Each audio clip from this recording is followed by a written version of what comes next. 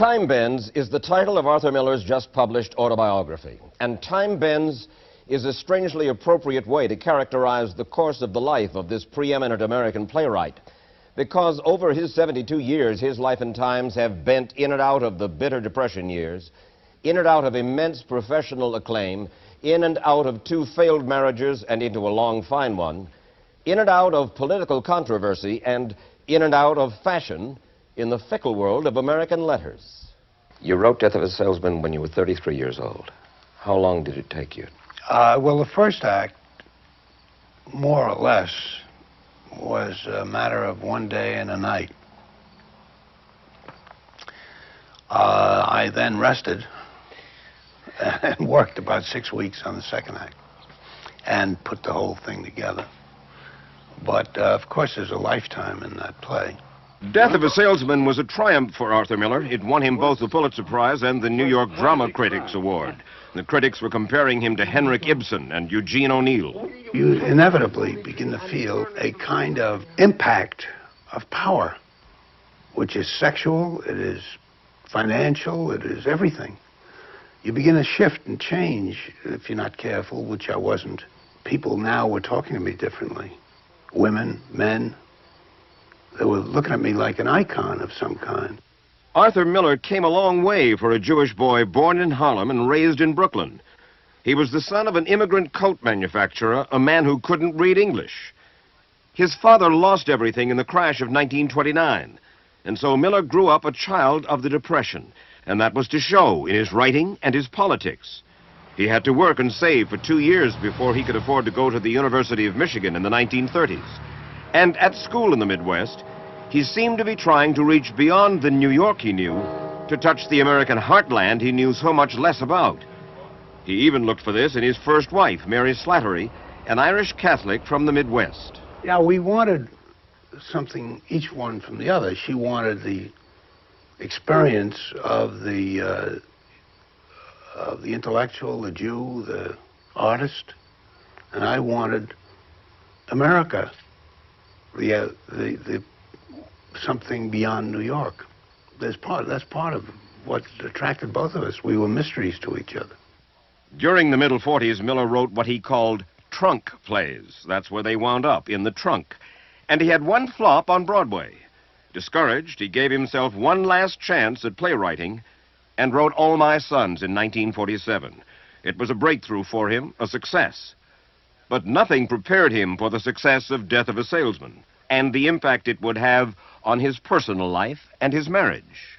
The night that it opened. Well, then I felt with my wife then. Mary Slattery. Yes, that we were. It wasn't enough for me. Suddenly, I thought I had a feeling that we were not close, that we were not one.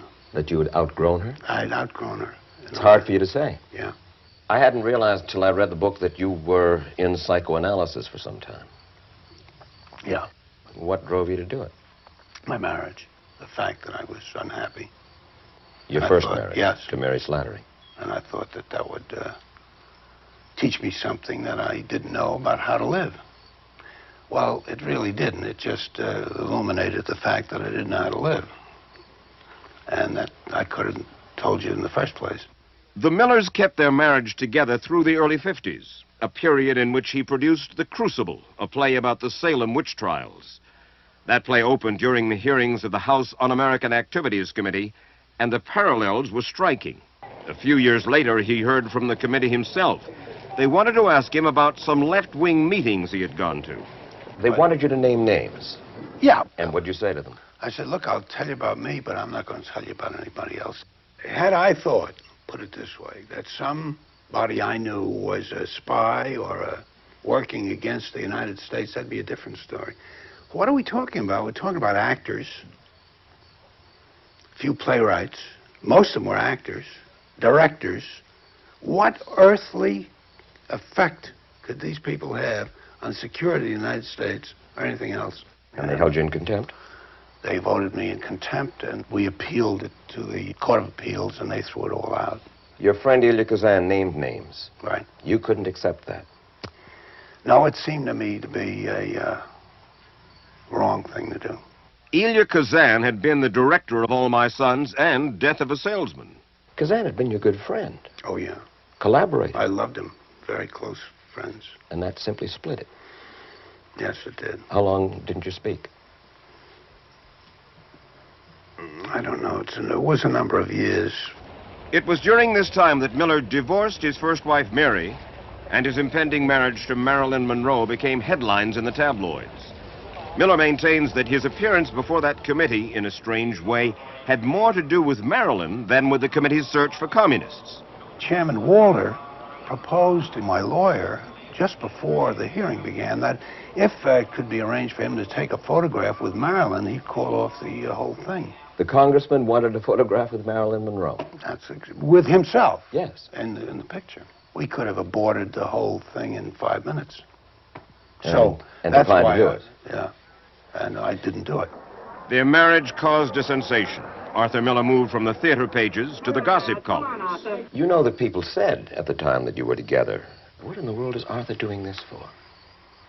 Arthur is an innocent. What in the world? No, it was Arthur exactly Miller that. and Marilyn Monroe? That innocence is exactly the point. She also, in a way, was moving into a world she knew nothing about. The world of getting up in the morning, making breakfast, and living in a... That was an innocence there. Did she want that, do you think, or... With part of herself. She wanted it with part of herself, yes. And with the rest? She wanted to be a great star. He wrote about her, "I never saw her unhappy in a crowd. Her stardom was her triumph, nothing less. It was her life's achievement. The simple fact, terrible and lethal, was that no space existed between herself and this star. She was Marilyn Monroe, and that was what was killing her." You knew that it was doomed. I didn't know it was doomed, but I certainly felt it had a good chance to be. You said to her, "I keep trying to teach myself how to lose you, but I can't learn yet." And she says, "Why must you lose me?" Well, it just shows you the power of instinct over what's left of your brains at such moments when you're being drawn to someone and you sense that it may not work and you can't stop it anyway. Your face changes when you talk about her. Excuse me? Your face changes when you talk about her. In what way? Well, I think you're still... Those were tough years. Terrible. Wonderful years and terrible years. Sure. They were. Oh, there was a lot of pain. Certainly for her, and certainly for me. Why? What did it do to you? Well, it's a defeat. It always is, And she was for you quicksand. in a way. Yeah, but you could have lost your way. Matter of fact, Well, there are those who feel that you did lose your way for 5 years because of... Well, you could say that, I guess. At the same time, she was a great person to be with a lot of the time. She was full of the most astonishing turns and revelations about people. She was a super sensitive instrument, and that's exciting to be around until it starts to self-destruct. And you and Marilyn were divorced when? About 61. And you married Inga a year later? Yeah, later, yeah. Today, at the age of 72, Arthur Miller spends most of the time at his house in the Connecticut countryside. He has been married for 25 years now to Inga Morath, a world-class photographer. They have a daughter, Rebecca, who is a promising young actress. He has a small cabin on the property where he still writes every day. Writing every day, right up in that building. Plays? Yeah, I'm writing a play now. Don't ask me why, but I love doing it.